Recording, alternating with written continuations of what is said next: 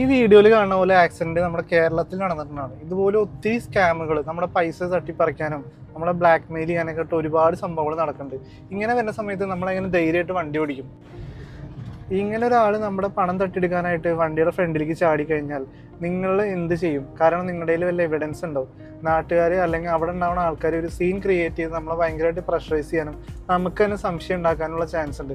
പലപ്പോഴും നമ്മുടെ കുറ്റമായിരിക്കില്ല, പക്ഷെ നമുക്ക് തന്നെ ചിലപ്പോൾ സംശയം തോന്നും, നമ്മുടെ കയ്യിൽ ഒരു വീഡിയോ ഒന്നും ഇല്ലാത്തതുകൊണ്ട് ഇതെങ്ങനെ സംഭവിച്ചു എന്നുള്ള അറിയാനായിട്ട്. അതേസമയം നമ്മുടെ വണ്ടിയിലോ ഡാഷ് ക്യാമറ ആ സമയത്ത് ഉണ്ടായിരുന്നെങ്കിൽ ഇങ്ങനത്തെ ഒരു പ്രശ്നമോ സിറ്റുവേഷനോ നമ്മുടെ ലൈഫിൽ വരില്ല. ഇങ്ങനെ ഒരാൾ ചാടിയാൽ തന്നെ നമുക്ക് ധൈര്യമായിട്ട് പറയാം, നമ്മുടെ കയ്യിൽ വീഡിയോ ഉണ്ട്, ജസ്റ്റ് ചെക്ക് ചെയ്താൽ മതി, നിങ്ങൾ ചെയ്തത് ഫ്രോഡാണെന്നുള്ളത്. ഈ ഒരൊറ്റ കാര്യം പറഞ്ഞാൽ മതി, ആ സമയത്ത് തന്നെ ഈ സിറ്റുവേഷൻ ഇല്ലാണ്ടാവും.